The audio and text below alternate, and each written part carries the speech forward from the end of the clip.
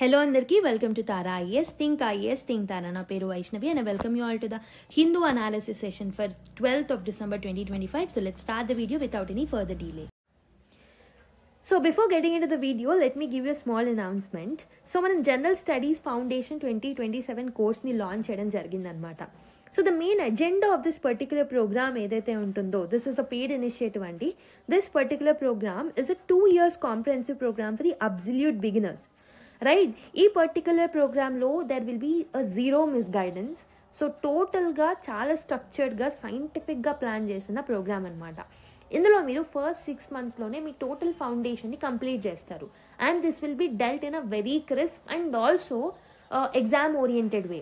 Okay, the extra things and the time waste kind of things will not be dealt in the classes. Okay, so మీకు time waste అవ్వదు, సైంటిఫిక్గా design చేశారు. And also ఇంకొకటి ఏంటి అని అంటే exam oriented ప్రాసెస్లో జరుగుతుంది. రైట్, సో ఎగ్జామ్కి ఎంతైతే నీడ్ ఉందో అంత మాత్రమే మనం ఈ క్లాసెస్లో డీల్ చేసుకుంటాము. అండ్ మీరు డెఫినెట్గా దీన్ని ఫాలో అయితే okay, so you'll have a guaranteed success అనమాట. ఎందుకనంటే అంత సైంటిఫిక్గా ఈ పర్టికులర్ ప్లాన్ని డిజైన్ చేయడం జరిగింది. ఓకే, ప్రాపర్ రేషనాలిటీ అనేది ఉంది ఈ పర్టికులర్ ప్రోగ్రామ్ వెనక.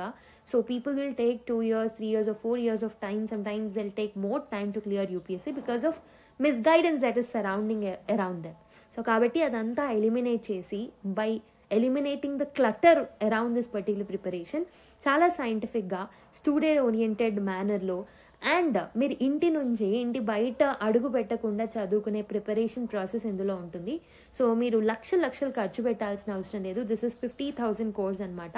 సో ఫస్ట్ 30 స్టూడెంట్కి ఎర్లీ బర్డ్ ఆఫర్ అనేది ఉంటుంది. You can call to this number 6305955532 అనే నెంబర్కి కాల్ చేసి you can enquire about this particular course. So this will come with the life time validity. So Sairam sir personal mentorship అనేది మీకు దొరుకుతుంది and hand holding approach అనేది ఉంటుందన్నమాట. Sir ప్రతి స్టెప్లో మీకు గైడ్ చేస్తారు. సో ఈ పర్టికులర్ బ్యాచ్ అనేది 9th of December నుంచి 2025 నుంచి స్టార్ట్ అవుతుంది. I show you the time table also how it is going to start. So this is for the ambitious once, you know who know they meant for this particular exam. Okay, so they meant for more అనుకునే ప్రతి స్టూడెంట్కి ఈ particular programme అనేది help అవుతుంది. And also you can go in to the taraIAS.com and you can basically explore this particular platform where you can see our rankers and also ఇంకొకటి ఏంటి అని అంటే అక్కడ మీకు మన క్రెడెన్షియల్స్ అండ్ ఆల్సో మన దగ్గర ఉన్న కోర్సెస్ ఇన్ఫర్మేషన్ అదంతా మీకు కనిపిస్తుంది. You can explore this particular website also. Let me show you the time table నా. సో మీరు ఇది మ్యాక్రో షెడ్యూల్. నేను ఇంతకుముందు చెప్పినట్టు 9th December నుంచి మనం స్టార్ట్ చేస్తున్నాం కదా. So for the first 6 months ఈ పర్టికులర్ ప్లాన్ అనేది ఉంటుంది. And detailed video already Sairam sir చేశారు. You can watch that video for the full information. So ఇక్కడ జస్ట్ నేను అప్డేట్ మాత్రమే ఇస్తున్నాను. సో మీరు చూసుకున్నట్టయితే డిసెంబర్ నుంచి Jan 2026 మధ్యలో geography, disaster management, world history, ancient, medieval and art and culture లాంటి subjects and order of placing అనేది కూడా చాలా సైంటిఫిక్గా ప్లేస్ చేయడం జరిగిందనమాట. సో మీరు చూసుకుంటే you can see the geography. So geography related aspects అర్థమైనప్పుడు, హిస్టరీ రిలేటెడ్ ఆస్పెక్ట్స్ అయినప్పుడు we can interlink many other subjects అనమాట. So for example world history concepts అనేవి they are very much helpful for us to understand the IR, right. So it will helpful for the GS4 also. అలా మనకు సైంటిఫిక్గా place చేయడం జరిగింది. So కాబట్టి ఇక్కడ మీకు గైడెన్స్ అనేది దొరుకుతుంది. You can join this particular course if you want. For more information నేను ఆల్రెడీ నెంబర్ మెన్షన్ చేశాను కాబట్టి you can call and you can enquire about this particular course.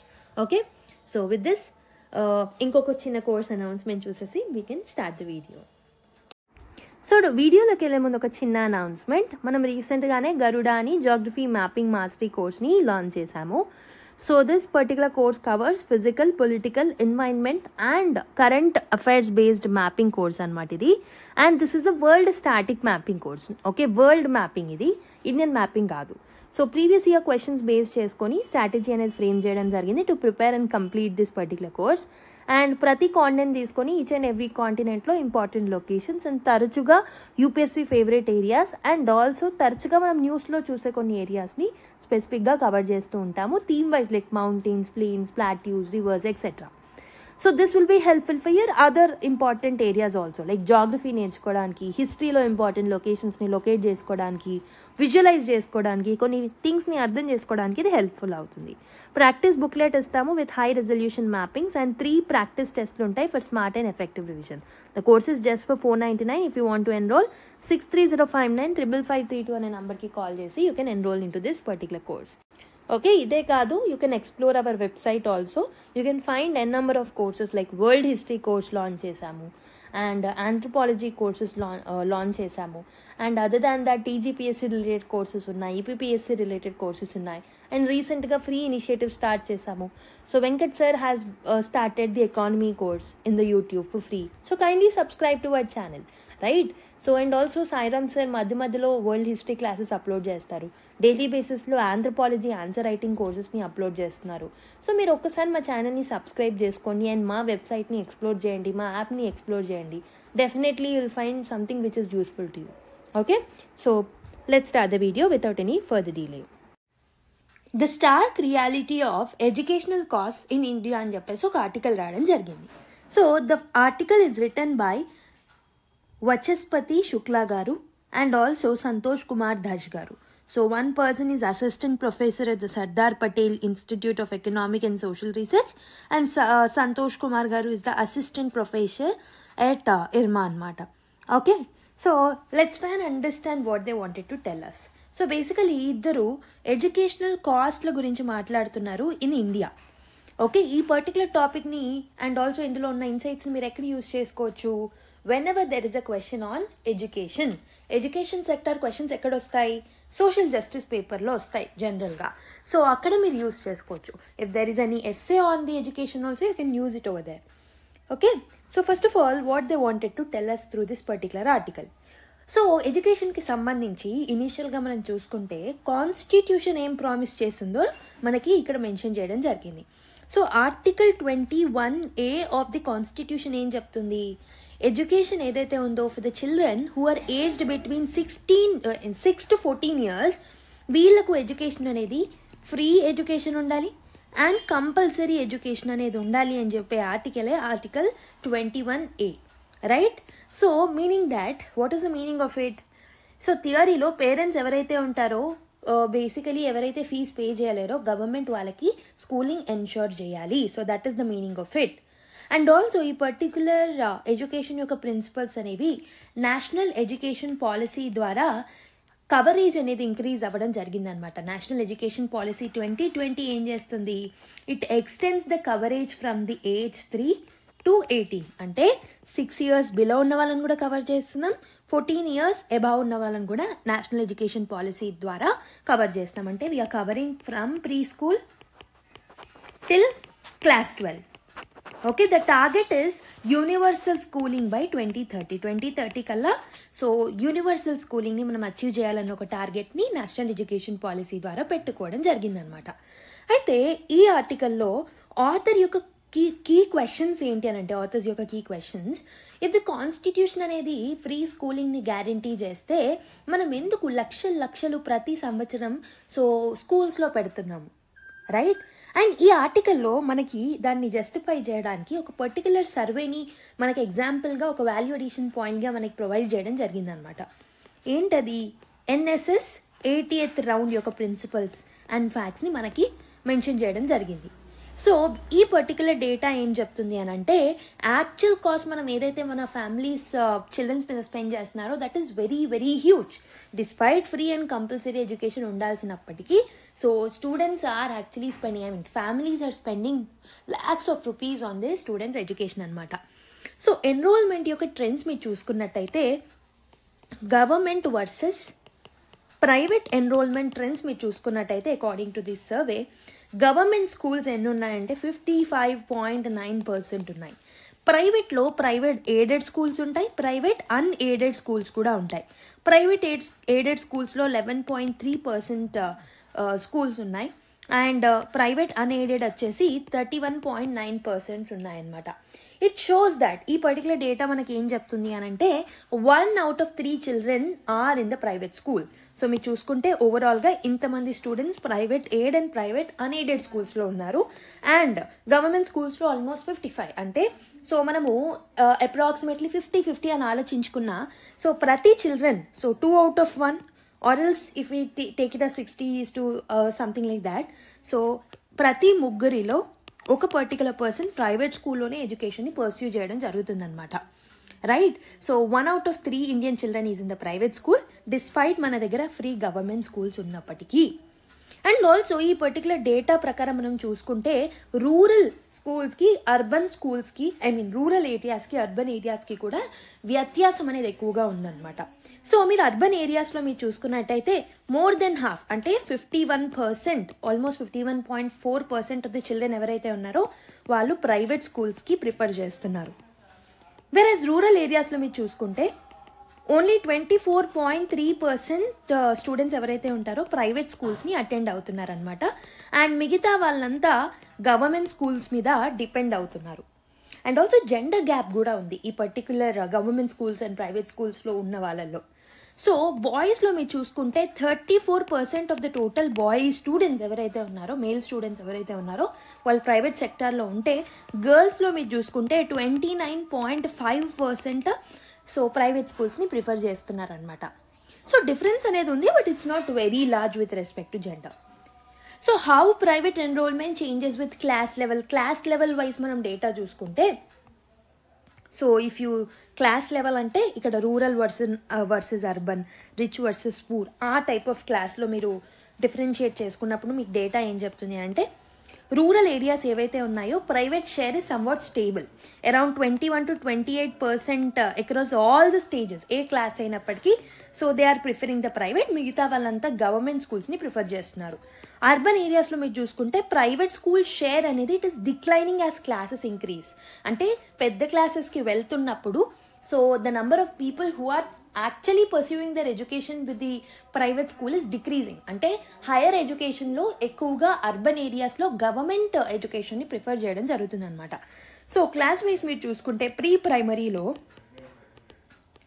62% people private స్కూల్స్ని ప్రిఫర్ చేస్తున్నారు. ప్రైమరీలో 55% people are students are preferring the private schools.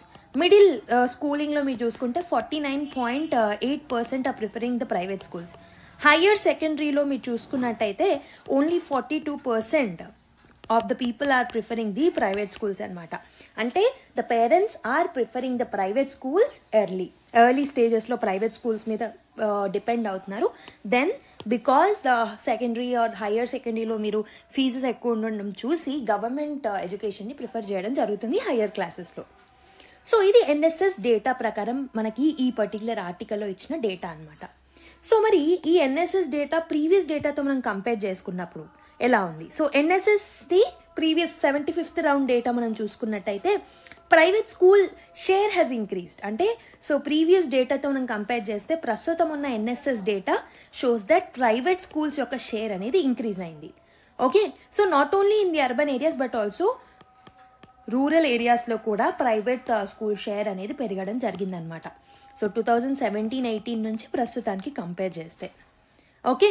And more private enrolment అనేది జరుగుతుంది కాబట్టి it is leading to higher expenses also. అంటే so parents are preferring to put investment in the put expenditure in the schooling. Private సెక్టార్లో expenditure చేయడానికి ముందుకు వస్తున్నారనమాట.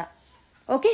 And also ఈ particular సర్వేలో పేరెంట్స్ని ఆర్ స్టూడెంట్స్ని did you pay any course fee అని చెప్పేసి ఒక క్వశ్చన్ అడిగారు. కోర్సెస్కి ఏమైనా ఫీజుని పే చేశారా ఎక్స్ట్రాగా అంటే, సో గవర్నమెంట్ స్కూల్ స్టూడెంట్స్ ఏం చెప్పారు అంటే కోర్సెస్కి 25 to 35% మాత్రమే ఫీజుని పే చేయడం జరిగింది. వెరస్ ప్రైవేట్ స్కూల్స్లో 98% have paid fees for some or the other course. Okay. So అందుకే మనం ఏం చెప్పొచ్చు అంటే టోటల్ ఎడ్యుకేషన్ కాస్ట్ పెరగడానికి వన్ ఆఫ్ ది రీజన్స్ వచ్చేసి ప్రైవేట్ స్కూల్ ఎడ్యుకేషన్ అనమాట. సో వాటి యొక్క ఎడ్యుకేషన్ కాస్ట్ అనేది పెరుగుతూ వస్తుంది. So actually government school fees ఎంత ఉండాలి అని అంటే గవర్నమెంట్ స్కూల్స్లో ఫీజు రూరల్ ఏరియాస్లో 823 రూపీస్ ఉండాలన్నమాట ప్రీ ప్రైమరీ వారికి. హయ్యర్ సెకండరీకి వచ్చేసరికి 7308 రూపీస్ ఉండాలి. అర్బన్ ఏరియాస్లో అయితే గవర్నమెంట్ స్కూల్స్కి సంబంధించి ప్రీ ప్రైమరీ స్టేజ్లో 1630 నుంచి 7704 ఈ పర్టికులర్ రేంజ్లో ఉండాలన్నమాట. గవర్నమెంట్ స్కూల్ ఫీజ్ అనేవి ఇలా ఉండడం వల్ల we can treat it as low, but it is not completely zero. So government schooling అనగానే అసలే ఫీ పే చేయకుండా ఉండడం అనేది కాదు. So at least minimum amount of fee అనేది పే చేస్తారు. But if you comparing with the private school it's very very less. మరి actual private school fees ఎంత? If you compare it with the private స్కూల్స్లో మీరు చూసుకున్నట్టయితే రూరల్ ఏరియాస్లో so on an average pre primary వాళ్ళకి 17,988 on an average చెప్తున్నాను. కొంతమంది చిన్నపిల్లలకే ల్యాక్స్లో pay చేసిన వాళ్ళు కూడా ఉంటారు. But on an average 17,988 to 33,567 in the higher secondary. This is in the rural areas for private schools. Urban ఏరియాస్లో చూసుకుంటే ఆల్మోస్ట్ 26,000 నుంచి ప్రీ ప్రైమరీకి స్టార్ట్ అయ్యి సో హయ్యర్ సెకండరీకి వచ్చేసరికి ఆల్మోస్ట్ 50,000 వరకు ఉంటుంది అనమాట. సో అంటే private schools if you're comparing with the government schools they are charging almost 20 to 30 times more అని చెప్పొచ్చు చిన్న క్లాసెస్లో, ఎర్లీ క్లాసెస్లో. అండ్ ఆల్సో మంత్లీ కంపారిజన్ కూడా ఈ ఆర్టికల్లో ఇవ్వడం జరిగిందనమాట. So rural pre primary private school వాళ్ళు ఆల్మోస్ట్ 1,499 అంటే పర్ మంత్ 1,500 రూపీస్ని పే చేస్తున్నారు. అదే రూరల్ హయ్యర్ సెకండరీ ప్రైవేట్ వాళ్ళు పర్ మంత్ ఆల్మోస్ట్ 2,800 రూపీస్ని పే చేస్తున్నారు. అర్బన్ ఏరియాస్లో it is changing from 2,100 to 4,089 per month. Okay, pre primary private fee ఏదైతే ఉంటుందో so it is equal to income of the poorest 5% house holds అని చెప్పచ్చు. అంటే ఇక్కడ ఏమవుతుంది అని అంటే ఇక్కడ లాడ్ ఆఫ్ డేటా ఉంది, మీకు కన్ఫ్యూజ్ అవ్వచ్చు. బట్ నేను ఎంతవరకు చెప్పానో అది గుర్తుపెట్టుకుంటే చాలు. మీకు ఏది ఈజీగా అనిపిస్తుందో వాటిని మాత్రమే మీ నోట్స్లో నోట్ చేసుకోండి. ఎందుకు అనంటే ఎప్పుడైనా మీ డేటాని ఎలా చదువుకోవాలి అని అంటే సో డేటా అనేది మీకు ఈజియర్గా అనిపించాలి ఫర్ మెమరైజింగ్. అండ్ మీరు లాంగర్ పీరియడ్ ఆఫ్ టైం గుర్తుపెట్టుకునే ఉండే డేటా అయితేనే చదువుకోవాలి. And if it is from the relevant source only you need to study it or else you can leave that particular data. Okay, so అలాంటి డేటాని మాత్రమే చాలా choosy choose చేసుకొని మీ నోట్స్లో నోట్ డౌన్ చేసుకోండి. That will help you to memorize and remember for the longer period of time. So న్యూస్ పేపర్లో వచ్చిన ప్రతి డేటాని మీరు సో బై హార్ట్ చేయాల్సిన అవసరం అయితే లేదు, right? So private tuition trends కూడా పెరుగుతున్నాయి రీసెంట్ టైమ్స్లో. రూరల్ ఏరియాస్లో మనం చూసుకున్నట్టయితే 25.5% of the children are taking tuitions. Urban ఏరియాస్లో చూసుకుంటే 30% of the children are taking tuitions. Tuition is becoming a new normal. Okay, it is becoming a new normal or a normal part of the education లాగా మారిపోతుంది అనమాట. And also tuition fees కూడా increase అవుతుంది. If going to the higher classes tuition fees కూడా పెరగడం జరుగుతుంది అనమాట. Okay, so rural ఏరియాస్లో ఆన్ అన్ యావరేజ్ ట్యూషన్ కోసం 7,066 రూపీస్ని స్పెండ్ చేస్తున్నారు. అండ్ ఆల్సో హయ్యర్ ఎడ్యుకేషన్స్కి వచ్చేసరికి 13,000 వరకు కూడా పే చేస్తున్నారు ట్యూషన్ ఫీజు. వెరాజ్ అర్బన్ ఏరియాస్లో 13,000 for the pre primary schools and 22,000 for the higher education for the tuitions, just tuitions కోసం ఏది, right? And why parents are turning towards tuition? మరి సో స్కూలింగ్కి వెళ్తున్నారు కదా, మరి ట్యూషన్స్కి ఎందుకు వెళ్తున్నారు? ఎందుకు అని అంటే first important reason why parents are preferring tuition also అని అంటే income of the families are increasing, higher incomes in the families, so they are able to afford it. And also most of the parents are becoming educated. అంటే educated parents ఉన్నప్పుడు they will prefer providing good education for the children also. కాబట్టి వాళ్ళ learning outcomes improve అవ్వాలని చెప్పేసి education మీద spend చేస్తున్నారు. Third important thing is urban families ఏంటి అని అంటే దిల్ ఫేస్ గ్రేటర్ కాంపిటీషన్. కాబట్టి ట్యూషన్కి పంపిస్తే ఆ కాంపిటీషన్ని తట్టుకోగలుగుతారన్న ఉద్దేశం కూడా వాళ్ళకు ఉంటుంది. ఫోర్త్ ఇంపార్టెంట్ రీజన్ ఏంటి అని అంటే ప్రైవేట్ స్కూల్ టీచర్స్ ఎవరైతే ఉంటారో వాళ్ళకి ప్రాపర్ శాలరీస్ అనేవి రావు. And most of the times they'll be underqualified. So కాబట్టి స్కూల్స్లో వాళ్ళకి ప్రాపర్గా ఎడ్యుకేషన్ దొరకనప్పుడు ఖచ్చితంగా ట్యూషన్ని ప్రిఫర్ చేయాల్సిన అవసరం అయితే ఉంటుందన్నమాట to improvise the learning outcomes. And fifth important thing ఏంటి అని అంటే tuitions are becoming a status symbol. So tuitions అనేవి ఒక స్టేటస్ సింబల్గా మారుతున్నాయి. ట్యూషన్కి పంపిస్తేనే రిచ్ కిడ్గా భావిస్తున్నారు అనమాట. It's like a status for them most of the times.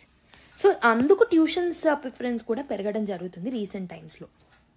And also there are some issues which are created by private schooling plus tuition. So ఇలా private స్కూలింగ్కి వెళ్ళడం ప్లస్ ట్యూషన్స్ని ప్రిఫర్ చేయడం వల్ల కొన్ని ఇష్యూస్ అనేవి పెరుగుతున్నాయి. సో కొంతమంది ఫ్యామిలీస్ ఏంటి అని అంటే rich people can afford it, but rich పీపుల్ని ఇమిటేట్ చేసే poor people are actually getting into the trap of the poverty once again. Because వాళ్ళకి వచ్చిన సగం కన్నా ఎక్కువ ఇన్కమ్ స్టూడెంట్స్ యొక్క చిల్డ్రన్ యొక్క స్టడీస్ మీదే పెట్టాల్సి వస్తుంది కాబట్టి. So it will lead to the financial pressures. Okay, it will create a gap again. Okay, already inequalities ఏవైతే ఉంటాయో అండ్ ఆల్సో ఇన్కమ్ గ్యాప్స్ ఏవైతే ఉంటాయో అవి ఇంకా పెరిగే ఛాన్సెస్ అనేవి ఉంటాయన్నమాట. రిచ్ వర్సెస్ పూర్ గ్యాప్ అనేది వైడన్ అవుతుంది. ఓకే, అండ్ పూర్ యొక్క లెర్నింగ్ అవుట్కమ్స్ అనేవి ఇంప్రూవ్ అవ్వవు, రిచ్ యొక్క అవుట్కమ్స్ అనేవి పెరుగుతుంటాయి. And again it will create a gap in the future. Okay, and education will stop being a right.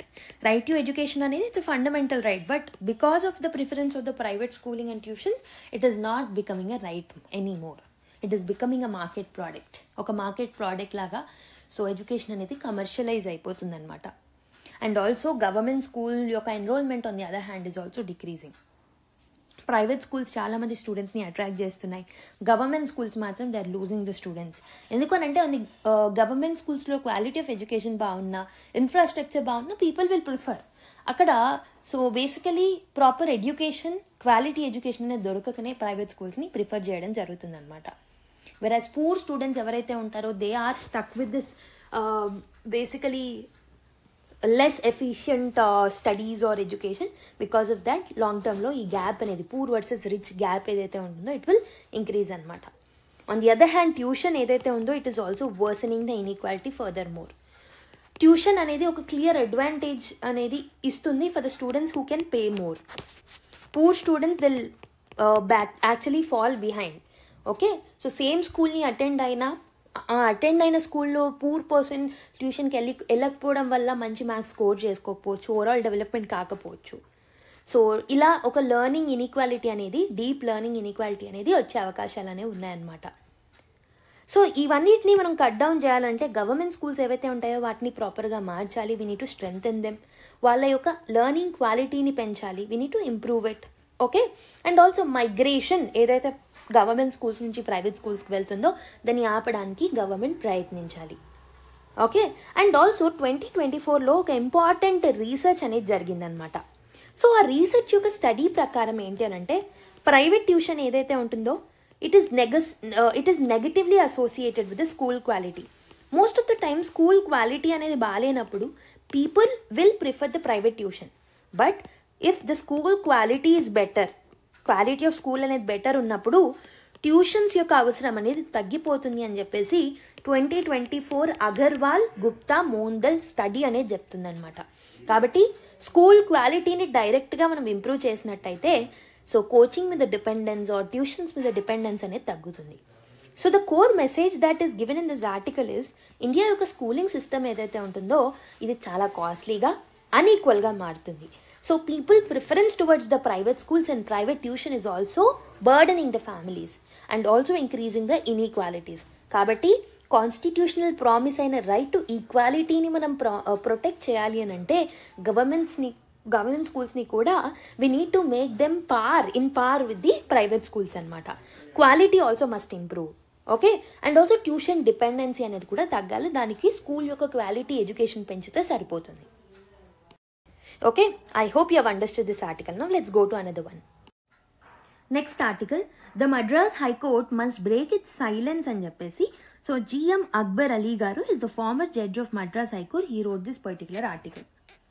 అయితే high court జడ్జెస్ని appoint చేసేటప్పుడు మనకి కొలీజియం అనే బాడీ కావాలి. సో దాంట్లో 3 members ఉంటారు. So we need 3 members collegium body. ఈ కొలీజియం బాడీలో ఎవరెవరు ఉంటారు? హూ ఆర్ దోస్ 3 members అని అంటే the Chief Justice of High Court will be there and 2 other senior most judges ఎవరైతే ఉంటారో వాళ్ళు ఉంటారనమాట. So they will be involve in appointing the high court judges. So ఈ కొలీజియన్ ఏం చేస్తుంది? This will recommend certain names. వాళ్ళు కొంతమంది నేమ్స్ని recommend చేస్తారనమాట. రికమెండ్ చేసి స్టేట్ గవర్నమెంట్కి పంపిస్తారు. సో స్టేట్ అప్పుడు ఏం చేస్తుంది అని అంటే they may ask questions like but if the collegium ఈ పర్టికులర్ క్వశ్చన్స్ చేసినప్పుడు కొలీజియం అనేది రియిటరేట్ చేస్తే so definitely state must accept it. అంటే సో కొలీజియం ఇచ్చిన రికమెండేషన్ స్టేట్కి వెళ్ళినప్పుడు స్టేట్ మళ్ళీ వెనకకి పంపించి ఏదైనా క్వశ్చన్స్ క్రాస్ క్వశ్చన్స్ వేసినప్పుడు సో ఈ కొలీజియం అనే బాడీ క్వశ్చన్స్కి ఆన్సర్ చేయొచ్చు, but it is not binding. ఖచ్చితంగా నెక్స్ట్ టైం మళ్ళీ పంపించినప్పుడు state need to accept that particular proposal.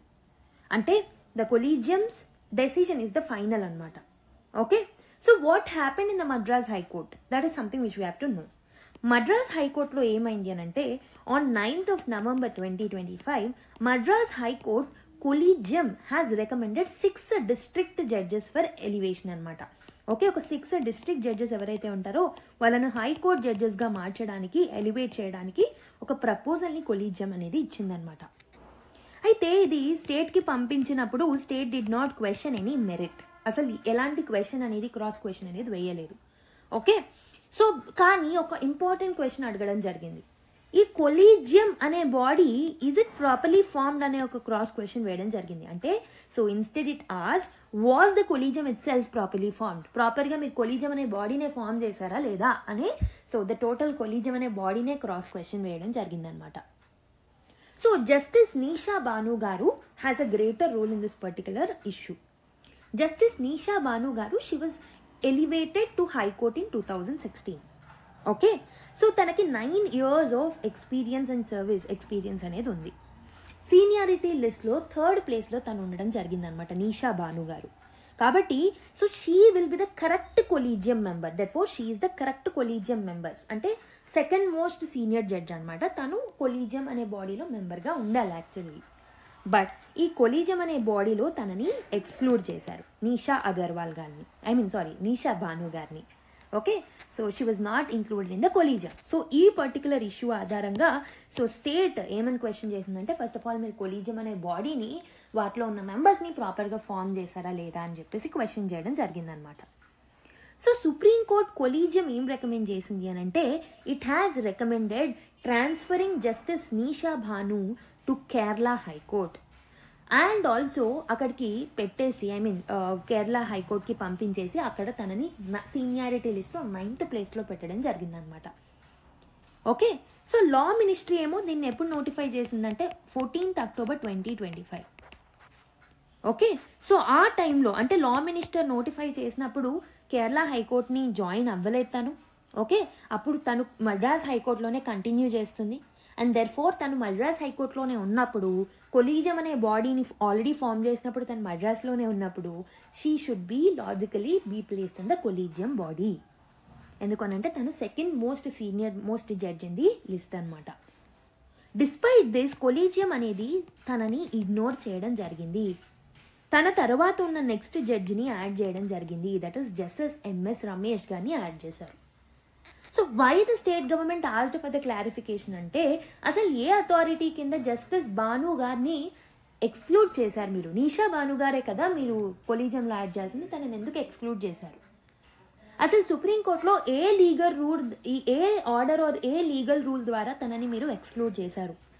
తన ప్లేస్లో ఇంకొక జడ్జిని ఎందుకు తీసుకోవాల్సి వచ్చింది? ఓకే, సో మీరు ఇచ్చిన బాడీ కొలీజియం ఇచ్చిన మెంబర్స్కి మాకు ఎలాంటి ఇష్యూ అనేది లేదు, అబ్జెక్షన్ లేదు, but the procedure it self is wrong అని చెప్పేసి స్టేట్ క్వశ్చన్ చేయడం, స్టేట్ డిమాండ్ చేయడం జరిగిందనమాట. మరి ఇలా ఒక ఇంపార్టెంట్ సీనియర్ మోస్ట్ జడ్జిని స్కిప్ చేయడం అనే మ్యాటర్ ఎందుకు అంత serious? So the memorandum of procedure అనే ఒక ప్రొసీజర్ అనేది ఉందన్నమాట. సో 3 జడ్జెస్ కేసెస్ అనేవి ఉంటాయి కదా సుప్రీంకోర్టు జడ్జెస్కి సంబంధించి. దాంట్లో ఒక ఇంపార్టెంట్ జడ్జెస్ కేసులో సుప్రీంకోర్టే మెమోరాండమ్ ఆఫ్ ప్రొసీజర్స్ అనే ఒక ప్రొసీజర్స్ని ఇచ్చారు. సో దాని ద్వారా కొలీజియంలో ఎవరు ఉండాలి, ప్రొసీజర్స్ ఎలా ఉండాలి అనే అంశాలు అనేవి ఉంటాయి. దాని ప్రకారం ఏంటి అని అంటే సో చీఫ్ జస్టిస్ ఉండాలి అండ్ 2 సీనియర్ మోస్ట్ జడ్జెస్ ఇందులో ఉండాలి, కొలీజియం అనే బాడీలో ఉండాలని చెప్పేసి మెమోరాండమ్ ఆఫ్ ప్రొసీజర్స్ అనే ఈ పర్టికులర్ ప్రొసీజర్స్ లిస్ట్ అనేది మనకు చెప్తుంది అనమాట. So they will be involved in giving the names, recommending the names. Okay, so if a judge who should be on the collegium is ignored, definitely ఈ particular ప్రొసీజర్ని వాళ్ళు exclude చేశారని అర్థం. అంటే ఇక్కడ ప్రొసీజరల్ ల్యాప్స్ అనేది జరిగింది, రైట్? సో కాబట్టి ఇక్కడ వీళ్ళు ఇచ్చిన రికమెండేషన్స్ కూడా దే ఆర్ లీగలీ క్వశ్చనబుల్ అనమాట. సో కాబట్టి ప్రొసీజర్ అనేది technically it is not right, కాబట్టి the final outcome will be also wrong. So means and ends both are important. So ends ప్రాపర్గా ఉంటే సరిపోదు, the process through which you have derived this ends is also very very important. Okay, ఎందుకనంటే constitutional మ్యాటర్స్లో procedure ప్రాపర్గా ఉంటే అది లెజిటిమేట్గా మనం treat చేస్తూ ఉంటాం. సో కొలీజియన్ సిస్టమ్ అనేది ఎగ్జిస్టెన్స్లో ఉంటుంది అని అంటే it was only because of the supreme court judgments. అది మీరిచ్చిన జడ్జిమెంట్స్ని మీరే వైలేట్ చేయడం అనేది it's a lapse of procedures. Therefore మీరే స్ట్రిక్ట్ రూల్స్ని ఫాలో అవ్వాల్సిన ప్లేస్లో ఫాలో అవ్వకపోవడం అనేది it's a deliberate attempt of the state. Okay, so you have given a deliberate chance for the state to cross question you. Okay, so what becomes a constitutional crisis? ఇక్కడ constitutional crisis ఏంటి అని అంటే అసలు ఎవరికి తెలియదు who is authorised to make appointments. So constitution పరంగా కాన్స్టిట్యూషన్లో అసలు అపాయింట్మెంట్ ప్రొసీజర్ గురించే మెన్షన్ చేసలేదు. Okay, and also a judge with authority is excluded without any reasons in this particular case. తన ప్లేస్లో ఇంకో జడ్జిని యాడ్ చేయడం జరిగింది. So definitely it is against the procedures that are laid down by the supreme court itself. Okay, but some collegium అనే బాడీకి కూడా కొన్ని criticisms అనేవి ఉంటాయి. సో ఎందుకనంటే జడ్జెస్ ఆర్ అపాయింటింగ్ జడ్జెస్ కాబట్టి ట్రాన్స్పరెన్సీ ఉండదు, నెపోటిజం జరుగుతుంది, ఫేవరెటిజం ఉంటుంది, పొలిటికల్ ఇన్ఫ్లుయెన్సెస్ ఉండే ఛాన్సెస్ అనేవి ఉంటాయి, మార్జినలైజ్డ్ గ్రూప్స్ ఎవరైతే ఉంటారో వాళ్ళకి ప్రాపర్ రిప్రజెంటేషన్ ఉండదు. ఈ పర్టికులర్ కేసులో మీరు జెండర్ ఇష్యూనిగా కూడా దీన్ని కన్సిడర్ చేయొచ్చు, right? So men are given more preference than women. అసలు డెసిషన్స్ కూడా కొలీజియం అనే body it will take the decisions without giving any proper rational reasons, or else వాళ్ళు ఎందుకు ఆ పర్టికులర్ పర్సన్ని చూస్ చేసుకున్నారనేది కూడా they are not putting into the public. కాబట్టి కొలీజియం అనే ఈ particular body it has to break the silence. Madras high court collegium అనేది ఆ క్లియర్ ఎక్స్ప్లెనేషన్ ఇవ్వాలి ఎందుకు నిషా బాను గారిని ఎక్స్క్లూడ్ చేశారనేది, జస్టిస్ రమేష్ గారిని ఎందుకు ఇంక్లూడ్ చేశారనే ఆన్సర్ వాళ్ళు ఇవ్వాల్సిన అవసరం అయితే ఉందన్నమాట. Okay, so or else public trust in the judiciary will be loosened, right? I hope you have understood. So ఈ పర్టికులర్ కేసులో సుప్రీం కోర్ట్ మస్ట్ ఇంటర్వీన్ అనమాట. సో ఈ ఇన్సిడెంట్ మనకి ఒక అంబిగ్విటీని చూపిస్తుంది, like how collegiums are formed అనేది. So supreme court must create some rules for this particular collegium body. So mandatory publication of the reasons must be there. అంటే ఏ particular background ఆధారంగా ఆర్ ఎల్స్ రీజన్స్ ఆధారంగా మీరు ఒక decision తీసుకుంటున్నారో దాన్ని మీరు పబ్లిక్ డొమైన్లో పెట్టాలి అనే ఒక చర్యను కూడా సుప్రీంకోర్టు తీసుకోవాల్సిన అవసరం అయితే ఉంది.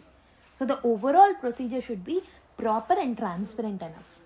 ఫ్యూచర్లో కాన్ఫ్లిక్ట్స్ రావద్దంటే judiciary need to involve and it need to come up with the solutions for this particular things. Okay, I hope you have understood. Next article playing to the gallery అని చెప్పేసి ఒక article రావడం జరిగింది. So this is related to Karnataka's hate crimes bill that is proposed. దీంతో పాటు there is another article Karnataka tables bills to prohibit punish acts of social boycott అని ఇంకో article రావడం జరిగింది. రెండు related to the same one. So I combined both, I will discuss both of them together. అసలు ఈ bill ఎందుకు తీసుకొచ్చారు, why this particular bill was brought, this is first thing we have to know. Hate speech ఏదైతే ఉంటుందో are hate motivated violence ఏదైతే ఉంటుందో recent టైమ్స్లో increase అవ్వడం జరిగిందనమాట. పీపుల్ని హేట్ స్పీచెస్లో they are targeting them based on their religion, based on their caste, based on their gender, based on the sexual orientation and many more బ్యాక్గ్రౌండ్స్లో okay బేసిస్లో వాళ్ళని టార్గెట్ చేయడం జరుగుతుందన్నమాట. అండ్ ఇందులో సోషల్ మీడియా అనేది సో అందులో పొగ ఎక్కువ చల్లుతుందన్నమాట. సోషల్ మీడియా అనేది ఈ సిచ్యువేషన్ ఇంకా వర్సన్ చేస్తుంది through fake news or hate speech ద్వారా and many more. Okay, so ఇలాంటి ఇన్సిడెంట్స్ కర్ణాటకలో చాలా ఎక్కువగా పెరుగుతున్నాయి రీసెంట్ టైమ్స్లో. కాబట్టి వీటన్నిటిని కర్బ్ చేయడానికి కర్ణాటకకి ఒక స్పెసిఫిక్ లా అనేది అవసరం అన్నమాట, రైట్? అందుకే ఈ బిల్ని ప్రపోజ్ చేయడం జరిగింది. ఇంటెన్షన్ అనేది చాలా బ్యూటిఫుల్గా మనకు కనిపిస్తుంది కదా. బట్ ఇక్కడ బిల్ ఏం చేయడానికి ట్రై చేస్తుంది అని అంటే it is trying to define hate speech. Hate speech అంటే ఏంటో డిఫైన్ చేయాలనుకుంటుంది. సో స్పీచ్ని హేట్రెడ్కో లేకపోతే డిస్హార్మనీకో లేకపోతే వైలెన్స్ కోసమో యూజ్ చేసిన వాళ్ళందరినీ పనిష్ చేయాలనుకుంటుంది. వల్నరబుల్ గ్రూప్స్ ఎవరైతే ఉంటారో వాళ్ళని ప్రొటెక్ట్ చేయాలనుకుంటుంది. టాక్సిక్ స్పీచ్ ఉన్న పబ్లిక్ ప్లేసెస్ని క్లీన్ చేయాలనుకుంటుంది through this particular bill. But the real problem ఏంటి అని అంటే, so the people who promote hate often don't face any consequences. చాలాసార్లు ఇలాంటి చట్టాలు ఉన్నప్పుడు most of the times these are misused. ఎవరైతే నిజంగా హేట్ స్పీచ్ని ప్రమోట్ చేస్తున్నారో లేదా సెడిషన్ని ప్రమోట్ చేస్తున్నారో వాళ్ళని అరెస్ట్ చేయకుండా, ఎవరైతే జెన్యూన్గా గవర్నమెంట్ని క్రిటిసైజ్ చేస్తున్నారో, ఎవరైతే జెన్యూన్గా కన్స్ట్రక్టివ్ క్రిటిసిజమ్స్ని చెప్తున్నారో వాళ్ళని అరెస్ట్ చేయడం జరుగుతుంది అనమాట most of the times according to author. And sometimes they even gain some political power. So దీన్నే మనం ఏమంటాము అంటే వైకేరియస్ రీఎన్ఫోర్స్మెంట్ అంటాం. సో వైకేరియస్ రీఎన్ఫోర్స్మెంట్ అంటే ఏంటి అని అంటే, సో రివార్డ్స్ ద్వారా లేదా పనిష్మెంట్ ద్వారా ఒక పర్టికులర్ పర్సన్లో మనం చేంజ్ తీసుకురావచ్చు, రైట్? సో మనము ఒక పర్టికులర్ పర్సన్ తప్పు చేస్తే వాళ్ళని పనిష్ చేయడం వల్ల, so this will have an influence on person B, and ఈ పర్సన్ బి ఇలాంటి తప్పు చేయకుండా ఉంటారు because he has seen the person A getting punished. But ఆ పర్సన్ ఏ తప్పు చేసినప్పటికీ కూడా if media or if people are glorifying him, అప్పుడు బి అనే పర్సన్కి కూడా ఓకే ఇతను తప్పు చేస్తున్నాడు, ఇతన్ని గ్లోరిఫై చేస్తున్నారు కాబట్టి నేను తప్పు చేయడంలో కూడా తప్పు లేదు, నన్ను కూడా పీపుల్ గ్లోరిఫై చేస్తారనే ఒక ఉద్దేశం పడిపోతుంది అనమాట. దాన్నే మనం వైకేరియస్ రీఎన్ఫోర్స్మెంట్ అని అంటూ ఉంటాం. Okay, so positive signs or positive things needed to be glorified and negative things has to be punished. So that should be the ideal thing అనమాట, రైట్? బట్ ఇక్కడ ఏమవుతుంది, హేట్ స్పీచెస్ బిల్స్ ఆర్ ఇలాంటి చట్టాలు ఏం చేస్తున్నాయి, ఎవరైతే actual ముద్దాయిలు ఉంటారో వాళ్ళని పక్కన పెట్టేసి ఎవరైతే తప్పు చేయలేదో వాళ్ళని పనిష్ చేయడం జరుగుతుంది. So that creates a problem. Even if these kind of bills intention looks good, the way they are used is very very wrong అని చెప్పేసి ఆథర్ అంటున్నారు. Okay, so people who promote hate are often not facing any consequences. Sometimes even they are gaining some social power and political power. And most of the times hate plus misinformation is leading to violence. State governments ఏం చేయాలి అని అంటే, ఈ particular లా ఏదైతే వాళ్ళు తీసుకొస్తున్నారో ఈ particular cycle, ఈ vicarious enforcement రీఎన్ఫోర్స్మెంట్ని positive డైరెక్షన్లో యూజ్ అయ్యేటట్టు ఈ బిల్ని తీసుకురావాల్సిన అవసరం అయితే ఉందన్నమాట. ఈ ఆర్టికల్లో ఈ బిల్ అనేది చాలా డేంజరస్ అని చెప్తున్నారు ఆథర్. ఎందుకు? గుడ్ ఇంటెన్షన్స్ అనేవి they always don't actually result into good if they are not utilized properly in a proper way. Most of the times good intentions in a bills ni kuda misuse చేసుకుంటూ ఉంటారు. So that creates a problems అనమాట. Okay, so చాలాసార్లు individual లిబర్టీకి అగెయిన్స్ట్గా వీటిని misuse చేసుకునే chances ఉన్నాయి. For example, ఒక జర్నలిస్ట్ వచ్చేసి if he want to criticise the government, so చాలా క్రిటిసైజ్ ద గవర్నమెంట్ అంటే, సో నిజంగానే గవర్నమెంట్ ఏదైనా తప్పు చేసినప్పుడు కన్స్ట్రక్టివ్గా క్రిటిసైజ్ చేయాలనుకున్నారు అనుకో ఒక జర్నలిస్ట్, సో అతని నోరు మోపించడానికి గవర్నమెంట్ ఏం చేస్తుంది, government might use this particular thing, like they may say that ఈ పర్టికులర్ స్పీచ్ ఆర్ ఎక్స్ప్రెషన్ ఏదైతే ఆ పర్టికులర్ పర్సన్ ఇస్తున్నారో that is against the right to speech, that will inside the violence. So ఈ bill కింద ఈ చట్టం కింద, hate speech చట్టం కింద అతన్ని అరెస్ట్ చేస్తామని చెప్తే it will be like a misuse of this particular bill. Individual liberty అనేది సో వైలేట్ అవుతుంది, రైట్? సో ఇక్కడ డెఫినేషన్స్ అనేవి చాలా సబ్జెక్టివ్గా ఉంటాయి. సో ఎన్మిటీ అని, హేట్ అని, డిస్హార్మనీ అని ఇలాంటి టర్మ్స్ ఏవైతే ఉంటాయో వాటికి సబ్జెక్టివ్ ఇంటర్ప్రిటేషన్ చాలా వైడ్గా ఉంటుంది. నీకు ఒకలా అనిపించవచ్చు, నాకు ఒకలా అనిపించవచ్చు. దాన్ని మిస్యూజ్ చేసుకునే అవకాశాలు అనేవి ఉంటాయి, రైట్? సో ఇలాంటి బిల్స్ వల్ల free speech will be at the risk. ఈ బిల్ అనేది హేట్ స్పీచ్ని డిఫైన్ చేసినప్పుడు, బ్రాడ్గా డిఫైన్ చేసినప్పటికీ ఎలాంటి ఫామ్ అయిన ఎక్స్ప్రెషన్ అయినా, someone speaks in the public, writes in the public, visual speech కానివ్వండి, ఎలక్ట్రానిక్ స్పీచ్ కానివ్వండి, దేన్నైనా ఈ డెఫినేషన్ కింద ఫిట్ చేసేసి ఆ పర్టికులర్ పర్సన్ని అటాక్ చేసే ఛాన్సెస్ అనేవి పెరుగుతాయి. డిసెంట్ని పనిష్ చేసే ఛాన్సెస్ అనేవి పెరుగుతాయి. Criticism against the government will be labelled as a hate speech. చిన్న చిన్న డిసగ్రిమెంట్స్ని కూడా క్రిమినలైజ్ చేసే ఛాన్సెస్ అనేవి ఉంటాయన్నమాట. ఫ్రీ సొసైటీస్ ఎప్పుడైనా స్పీచ్ని లిమిట్ చేయవు. This will create an imminent threat to violence. So ప్రస్తుతం ఉన్న చట్టాలు లైక్, సో ముందుగా ఉన్న ఐపీసీ చట్టాలు కానివ్వండి, ఐటీ యాక్ట్ కానివ్వండి, అలాంటివన్నీ ఆల్రెడీ ఇలాంటి సిచ్యువేషన్స్ని కవర్ చేసాయి. దానికి ఒక స్పెసిఫిక్ బిల్ తీసుకురావాల్సిన అవసరం లేదు. సో చాలా గ్లోబల్ ఎగ్జాంపుల్స్ని కూడా ఈ ఆర్టికల్స్లో మెన్షన్ చేశారు మనకి. ఫర్ ఎగ్జాంపుల్, వెస్టర్న్ కంట్రీస్లో పీస్ఫుల్ ప్రో ప్యాలెస్తీన్ ప్రొటెస్ట్స్ని కూడా పనిష్ చేయడం జరిగింది on the grounds of violation of the free speech, on the grounds of hate speech. అంటే స్టేట్ పవర్ అనేది అథారిటేరియన్గా మారుతుంది with this laws, so definitions వేగ్గా ఉన్నప్పుడు ఆ చిన్న చిన్న లూప్ హోల్స్ని కూడా స్టేట్ మిస్యూజ్ చేసుకునే అవకాశాలని ఉంటాయని చెప్పేసి ఆథర్ అంటున్నారనమాట. అండ్ ఆల్సో ఇండియాలో ఆల్రెడీ దీనికి సంబంధించిన చట్టాలు ఉన్నాయి. యాంటీ రైట్ లాస్ ఉన్నాయి, యాంటీ ఇన్సైట్మెంట్ లాస్ ఉన్నాయి, okay, and also anti hatred laws ఉన్నాయి. సెడిషన్ లైక్ ప్రొవిజన్స్ అనేవి న్యూ బిఎన్ఎస్లో కూడా, భారతీయ న్యాయ సంహితలో కూడా ఉన్నాయి, రైట్. అండ్ ఆల్సో ఐటీ రూల్స్లో కూడా ఉన్నాయి. ఇవన్నీ ఉన్నప్పటికీ మళ్ళీ స్పెషల్ లా తీసుకురావాల్సిన అవసరం అయితే ఉండదు. ఒకవేళ ఈ పర్టికులర్ చట్టం వస్తే too much power will be given to the state, too much subjectivity ఉంటుంది, okay, there will be a too much room for the political misuse. I hope you have understood. Okay, and there is another important thing that is related to Karnataka social boycott bill అనమాట. ఇప్పుడేమో మనం hate speech bill చూసాము. Second important bill is Karnataka's social boycott bill. So ఈ particular బిల్ని కూడా వాళ్ళు introduce చేయాలనుకుంటున్నారు. So this is separate from the hate speech bill. So what the bill targets అంటే caste panchayats, community groups, social groups ఏవైతే ఉంటాయో who are informally punishing the individuals, ఎవరైతే caste groups or khap panchayats అంటూ ఉంటాం, ఇవి ఇన్ఫార్మల్గా సో బియాండ్ ద కాన్స్టిట్యూషన్ వాళ్ళు grievances అడ్రస్లు చేసేసుకొని ఒక పర్టికులర్ ఇండివిజువల్ని పనిష్ చేస్తున్నారో వాళ్ళకి అగేన్స్ట్గా ఈ బిల్ అనమాట. సో ఇలాంటి పీపుల్ని కమ్యూనిటీ ఈవెంట్స్లోకి పంపించకుండా ఆపుతూ ఉంటారు, ఓకే.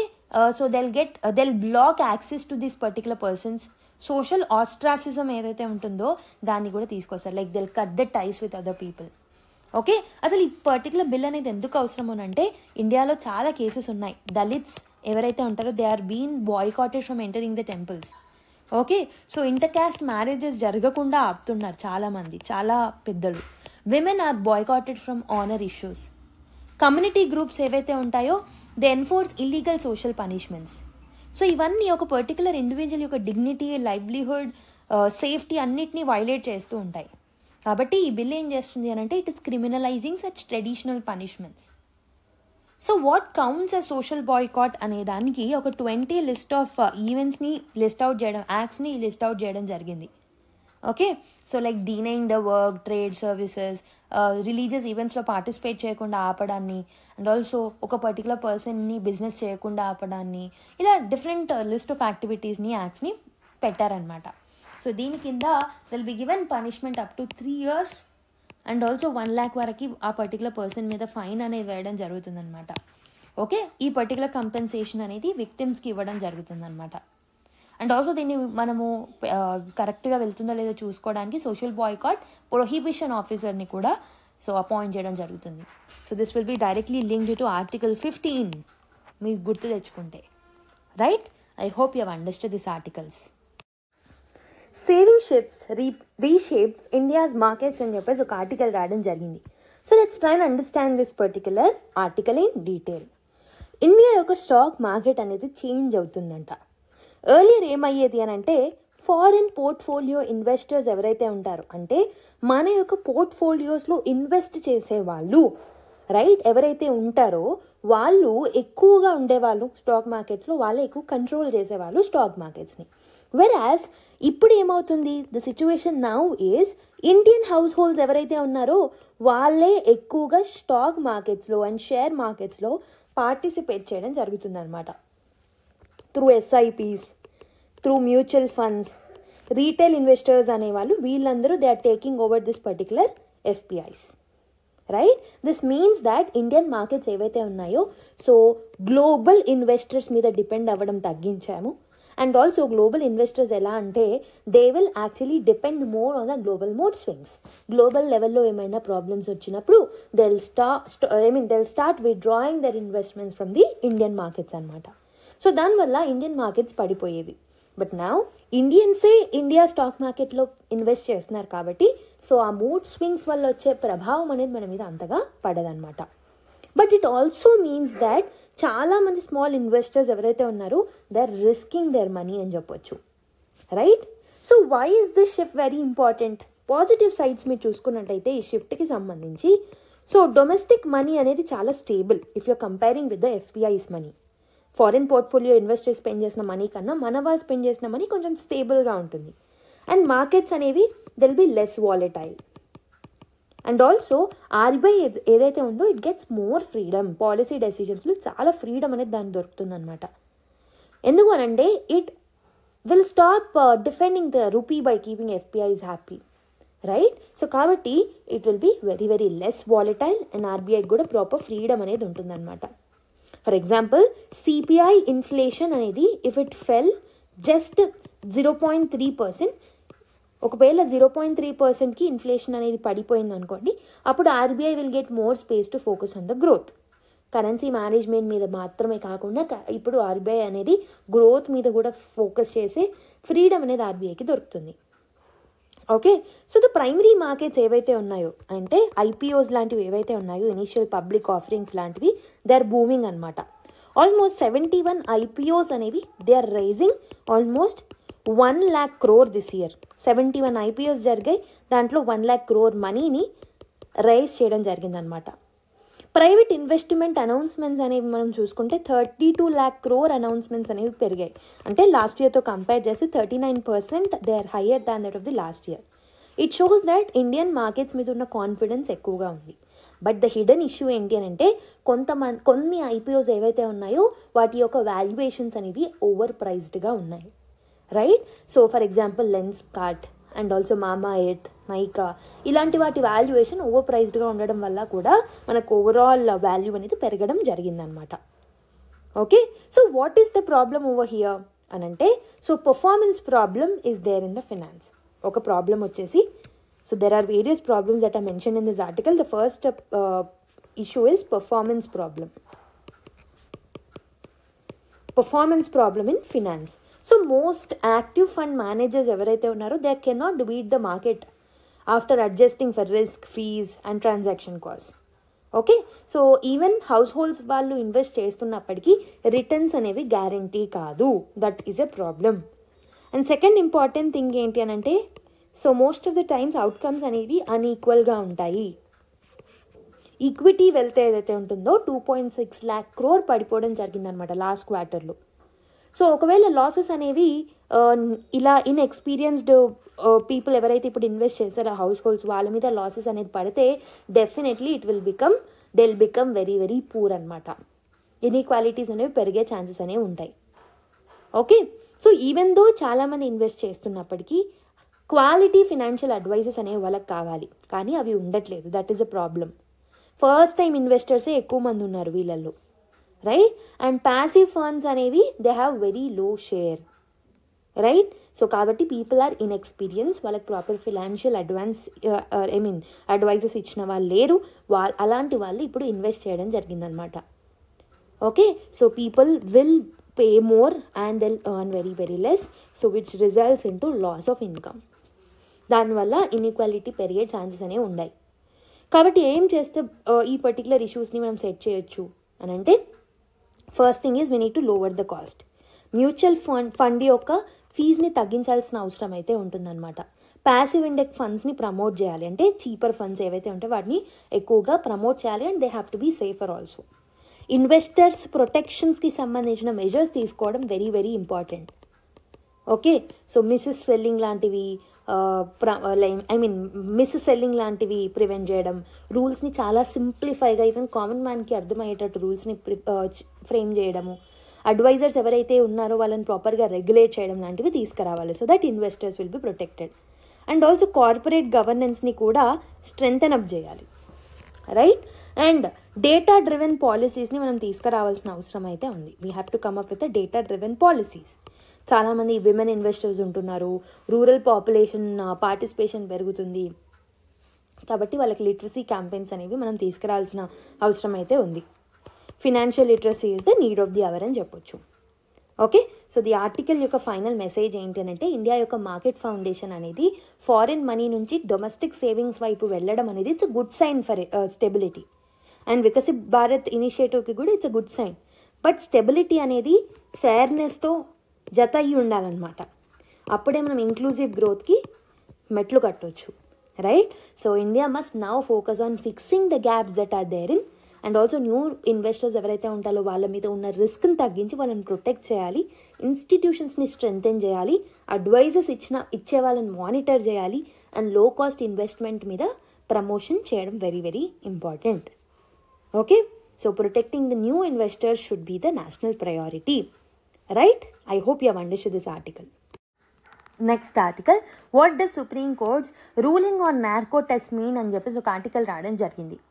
రీసెంట్ టైంలో ఏమైంది అని అంటే supreme court has struck down Patna's high court order allowing a forced narco test in the case called as Amlesh Kumar versus state of Bihar.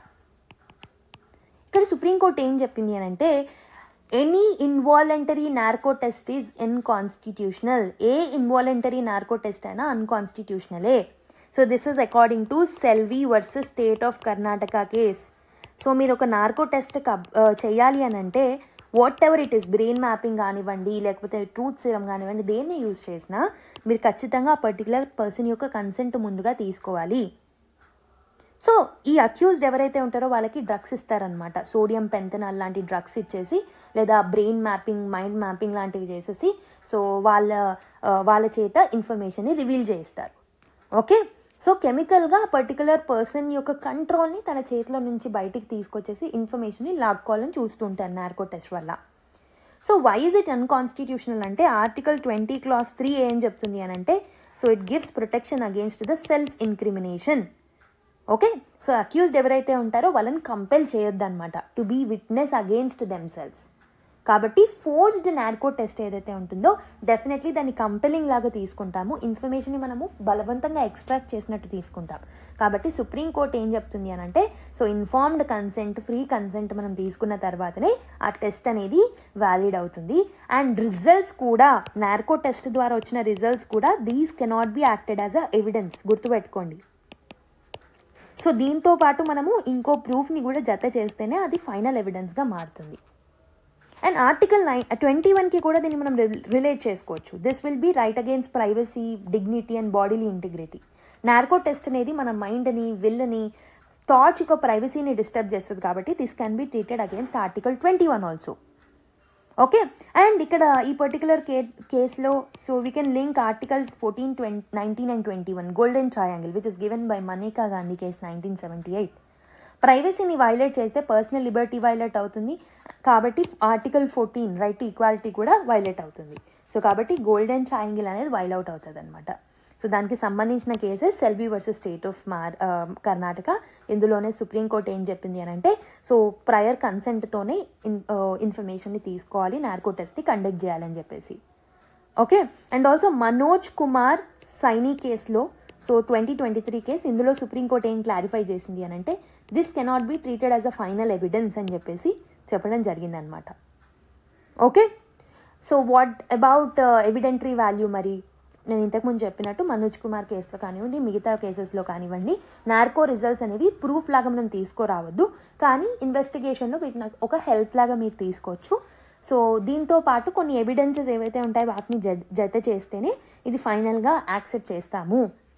Okay, so that is the real essence of this particular article. Okay, so వాలంటీర్గా ఒక particular person వచ్చి narco టెస్ట్ని conduct చేయించవచ్చు, but only during the defence evidence stage. Okay, so defence evidence స్టేజ్లో మాత్రమే దాన్ని voluntary narco test అనేది చేయించుకోవచ్చు అనమాట. ఓకే, సో కానీ ఒక పర్టికులర్ పర్సన్ వచ్చేసి డిమాండ్ చేయకూడదు. So it is not a right. Narco టెస్ట్ని ఖచ్చితంగా నేను తీసుకుంటాను ఎవరు డిమాండ్ చేయకూడదు అనమాట. Okay, and also informed consent అనేది ఉండాలి ఒకవేళ మన సైడ్ నుంచే వాళ్ళని టెస్ట్ చేసిన. Okay, and medical and procedural సేఫ్ గార్డ్స్ని మెయింటైన్ చేయాలి. Okay, I hope you have understood.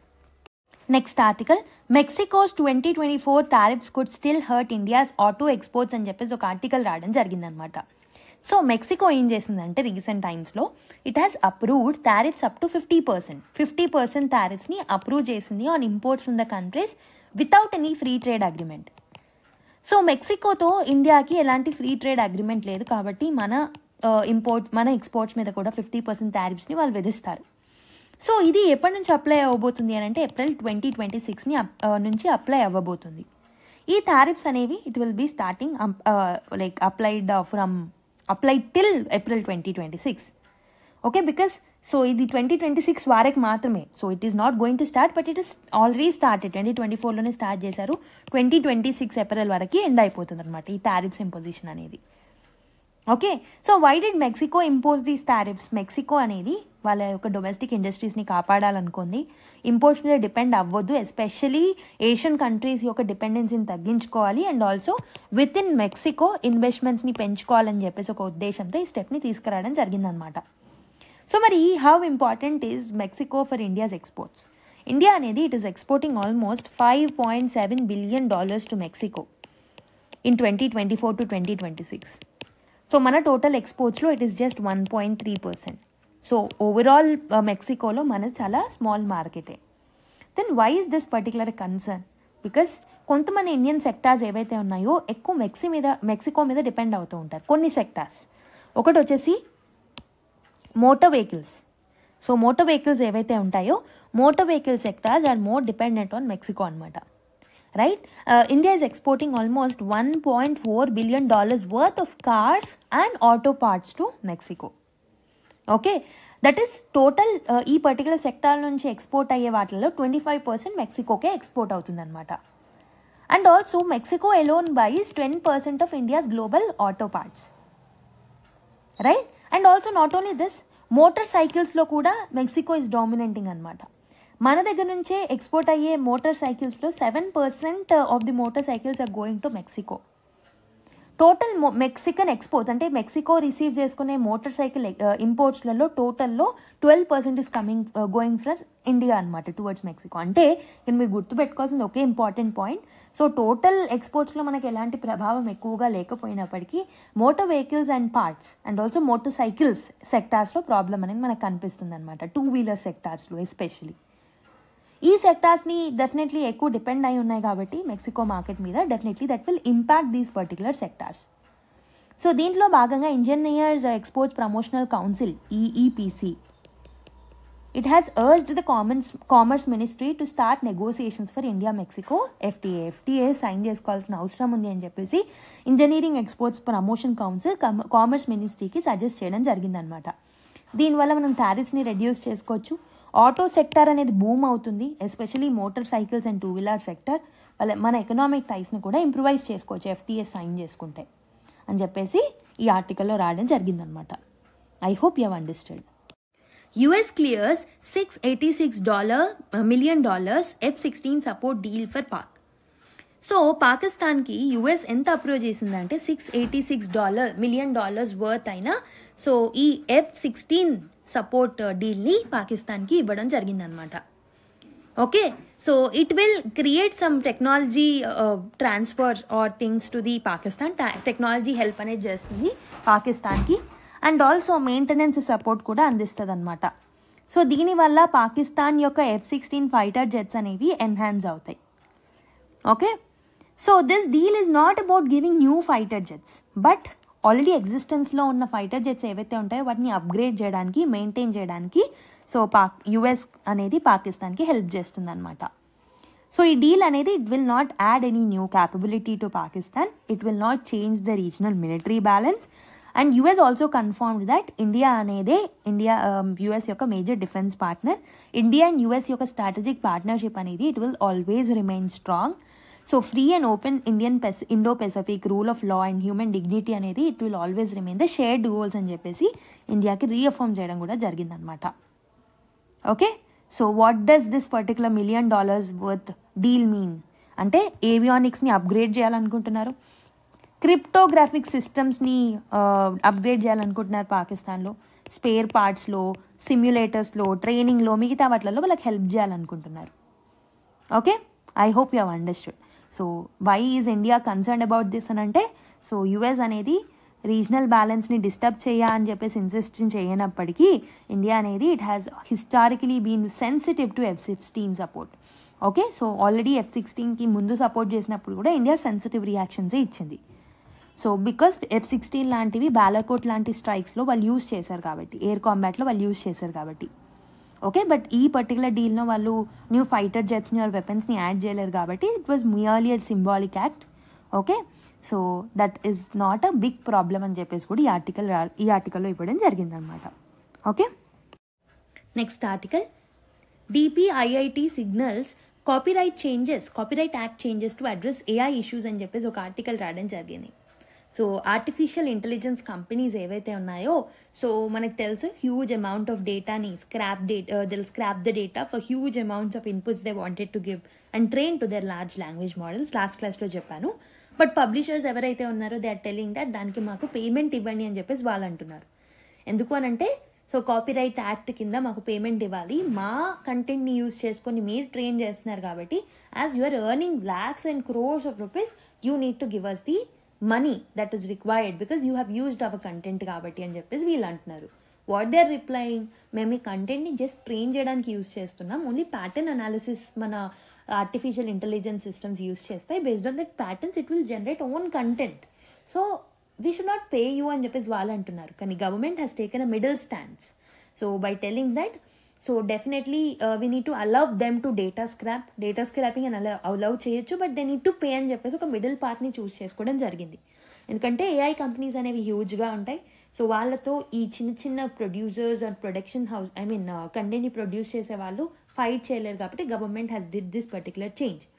Okay, so now AI companies will be allowed to scrap the content from the internet to train their models. Okay, వాళ్ళు commercialise చేసినప్పటికీ, మెయిన్గా AI మోడల్స్ని commercialise చేసినప్పుడు రాయలిటీ ఫీజ్గా, so ఎవరైతే original content producers ఉంటారో వాళ్ళకి money pay చేయాల్సిన అవసరం అయితే ఉంటుంది రాయలిటీ రూపంలో. So copyright royalty collective for AI training, CAT అని ఒక బాడీ అనేది ఉంటుందన్నమాట. So copyright royalties collective for AI training అనే ఈ body, this body will collect the money from the AI companies and తర్వాత మెల్లిగా కంటెంట్ ఓనర్స్కి ఏ వెబ్సైట్స్ నుంచి అయితే వీళ్ళు డేటా యూజ్ చేసుకున్నారో వాళ్ళకి డిస్ట్రిబ్యూట్ చేస్తుంది అనమాట. Okay, so publishers will get compensation for making their particular data used to train the AI. Okay, so DPIIT ఏదైతే ఉంటుందో it has given a new it is working on new paper అనమాట, which will be coming soon. అసలు AI generated content అనేది copyright ఉండాలా ఉండొద్దా అనే దాని మీద వాళ్ళు రీసెర్చ్ చేస్తున్నారు. ఒకవేళ ఉంటే హూ ఈస్ ది ఆథర్, హ్యూమనా లేకపోతే ఏఐయా లేకపోతే కంపెనీయా? సో ఈ స్టెప్స్ మీద వాళ్ళు ఒక పేపర్ని రెడీ చేయాలనుకుంటున్నారు. Let's see what will happen. So global లెవెల్లో చూసుకుంటే ANI కానివ్వండి, NYT కానివ్వండి, so others have been sued OpenAI for allegedly copying their content. Okay, but AI companies ఏంటి అని అంటే they always deny because they are telling that we did not use any copyrighted copyrighted టెక్స్ట్ని మేము use చేసుకోలేదు harmful వేలో. So మేము ఇన్నోవేషన్కి మాత్రమే use చేసుకున్నాము, క్రియేషన్స్కి మాత్రమే యూజ్ చేసుకున్నామని చెప్పేసి వాళ్ళు అంటున్నారు. But Nasscom like Google, Meta లాంటి కంపెనీస్ అండ్ కొంతమంది కంటెంట్ ప్రొడ్యూసర్స్ ఎవరైతే ఉన్నారో, పబ్లిషర్స్ ఎవరైతే ఉన్నారో, they are not accepting the AI company angle. Okay, so కాబట్టి DPIIT wanted to come up with new paper కాబట్టి let's see what will happen. మళ్ళీ న్యూస్లో ఉన్నప్పుడు మళ్ళీ చూద్దాం. Okay, so the final one. So ఈ పర్టికులర్ పిక్చర్ మనకి editorial పేజెస్లో రావడం జరిగింది. Men and women of hill తివా community harvest paddy in Umsurwai village in Karbi Anglong district of Assam అని చెప్పేసి ఈ ఆర్టికల్ రావడం జరిగింది.